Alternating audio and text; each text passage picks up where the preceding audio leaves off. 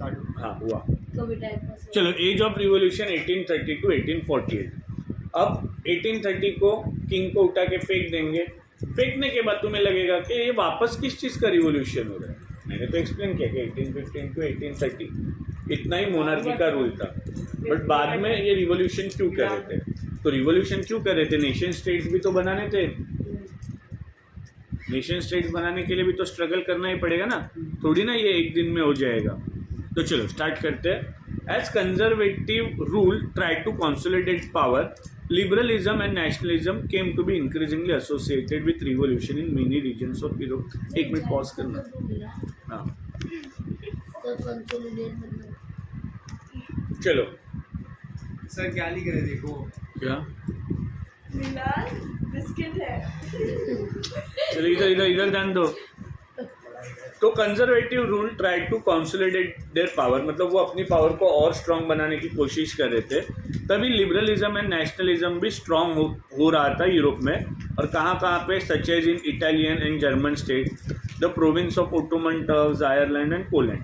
तो इन सब जगहों पे नेशनलिज्म लिबरलिज्म बहुत ज़्यादा जोरों शोरों से ताकत पकड़ रहा था। और इस रिवॉल्यूशन को लेड कौन करेगा? जो लिबरल नेशनलिस्ट थे वो। और उनको इंक्लूड कौन करता था? एजुकेटेड मिडिल क्लास एलाइट, मतलब जो रिच मिडिल क्लास थे। हाँ? क्या मुझे क्या तकलीफ है?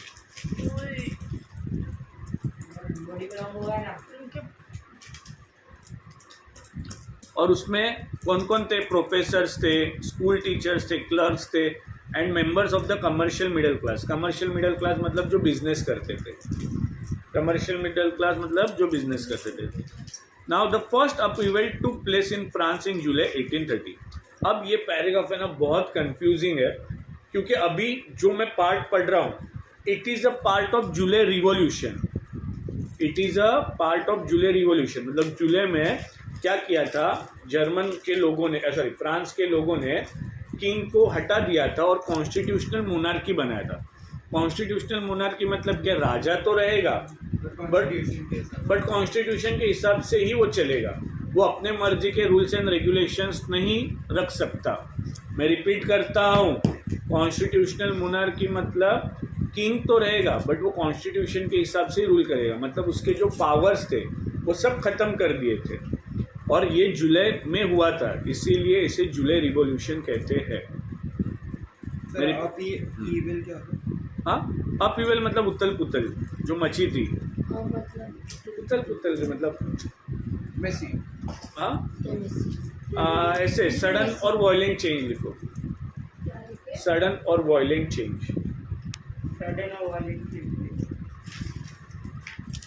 तो जो फ्रांस में अपीवल हुई थी और बॉर्बन किंग को वो लोगों ने हटा के क्या किया था? लिबरल रिवोल्यूशनरीज ने कॉन्स्टिट्यूशनल मोनार्की बना दी थी। और वहाँ पे बॉर्बन डायनेस्टी का लुई फिलिप, जो मैंने पहले भी कहा था, उसको एज ए हेड रखा था। मैं सब लाइन्स पढ़ता हूँ।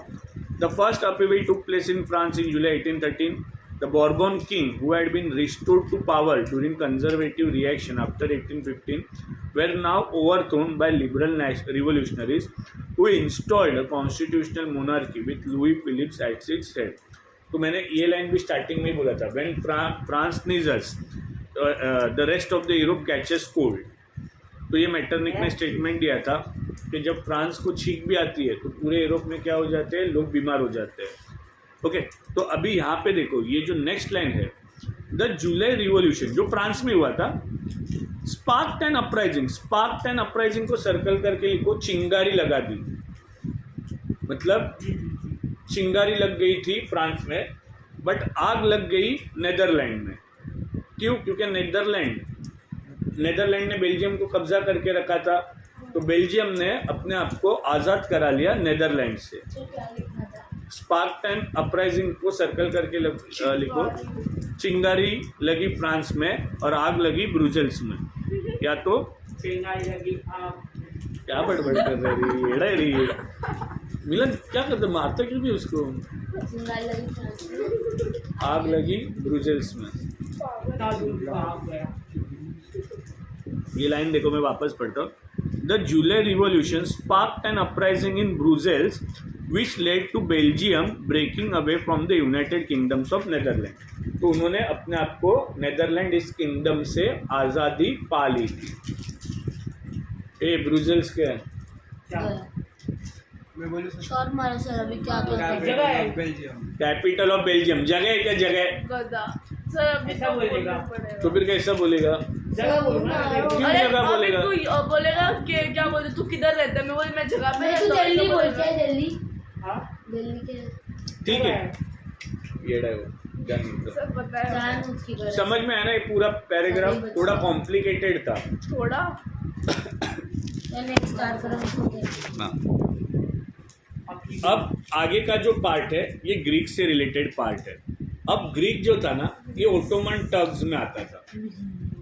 ग्रीक जो था ये ओटोमन टर्क्स में आता था. अभी टर्की के लोग तुम्हें क्या लगता है किस कास्ट के होंगे? हाँ मुस्लिम. मुस्लिम होंगे. अब ग्रीस जो था ना तुम्हें ग्रीक के बारे में बहुत सी चीज़ें पता होगी आई गेस. ग्रीक में सबसे पहला ओलंपिक स्टार्ट हुआ था. नहीं पता ये चीज़.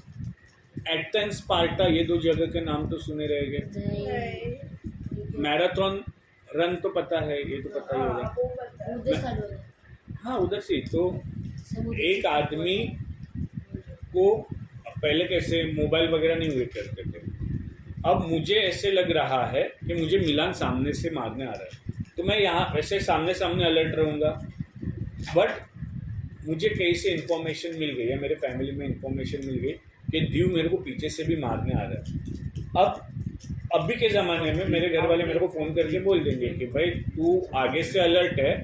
ये वॉर की बात कर रहा हूँ मैं. आगे से मैं अलर्ट हूँ मतलब मेरी आर्मी मैंने सब यहाँ पे बिछा के रखी है. बट मैं पीछे थोड़ा सा कमज़ोर हूँ. मैंने वहाँ पे ज़्यादा आर्मी नहीं रखी है. बट मुझे पीछे से ही दूसरी कंट्री की आर्मी अटैक करने वाली है. अब ये मैसेज मुझे पहुँचने तक मैं तो आगे की तरफ ही अलर्ट रहूँगा. ओके. अब ये मैसेज लेके एक बंदा निकला. उसको पता चला कि अभी उसको मैसेज देना और उसको भागना था 25 किलोमीटर का कुछ तो डिस्टेंस. एंड एक फास्टेस्ट रनर था एक इंसान ग्रीक का एथेंस का स्पेशली. वो भागना स्टार्ट किया. वो ऑलमोस्ट 25 किलोमीटर नॉन स्टॉप भागा. 25 किलोमीटर नॉन स्टॉप भागा. उसी के नाम से मैराथन रन अरेंज की जाती है. फिर उसने मैसेज दिया और मैसेज देने के बाद तुरंत मर गया. उसका सांस से इतना फूल गया था. इसी की वजह से मैराथन रन जो बड़ी रहती है ना वो अरेंज की जाती है. ओलंपिक्स भी सबसे पहले ग्रीक में ही स्टार्ट हुआ. तो ग्रीक जो है ना ये क्रिश्चियन लोगों का क्रैडल है. मतलब वहाँ से क्रिश्चियन सिविलाइजेशन डेवलप हुआ है. ग्रीस से क्रिश्चियन सिविलाइजेशन डेवलप हुआ है. तो जितने भी ग्रीक के तो लोग हैं ही साथ ही साथ बाकी के जो लोग हैं जो क्रिश्चियंस वगैरह है या ग्रीक के कम्युनिटी में उनका रिस्पेक्ट वगैरह है उन सब ने सपोर्ट किया उनको ओटोमन टर्क्स के खिलाफ फाइट करने के लिए. तो ये सब कुछ अभी जो पार्ट है ये ग्रीक के इंडिपेंडेंस का पार्ट है जो अभी हम लोग यहाँ पे पढ़ने वाले हैं इस पैराग्राफ में. An event that mobilized nationalist feeling among educated elites across Europe was a Greek War of Independence. तो हाँ ये कितनी बार ये वर्ड आया मोबिलाइज्ड. मोबिलाइज्ड मतलब एक जगह से दूसरी जगह पे अपीवल डेवलप होना. Exact meaning change of mobilised.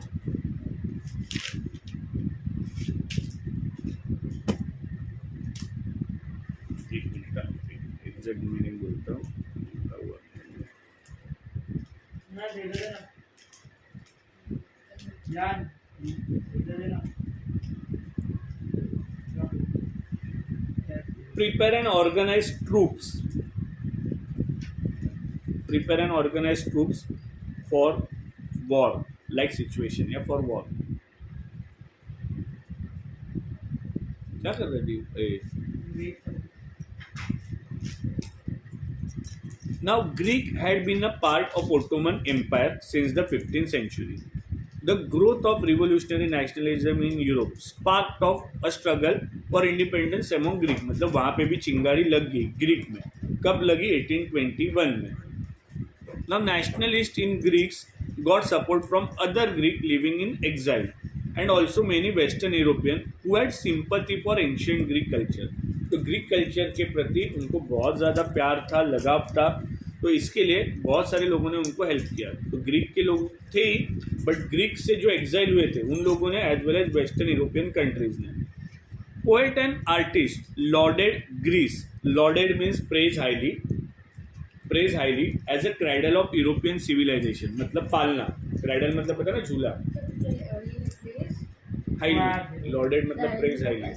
हाँ, झूला बच्चा कहाँ पे डेवलप होता है? झूले से ही. तो फिर वो लोग क्या कहना चाह रहे हैं कि जो यूरोपियन सिविलाइजेशन थी वो वहाँ से डेवलप हुए, ग्रीस से. तो it is a cradle house of European civilisation. Start of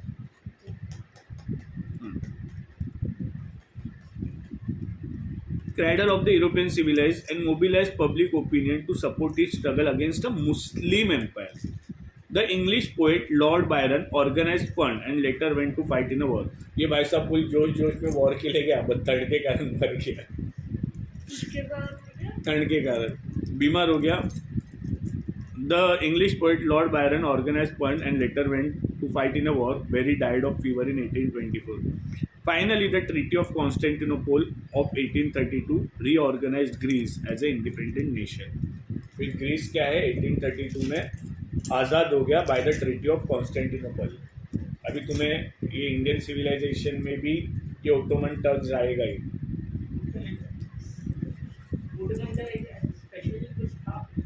हाँ, एक किंगडम था. हाँ, बहुत ज़्यादा, बहुत बड़ा एम्पायर था वो.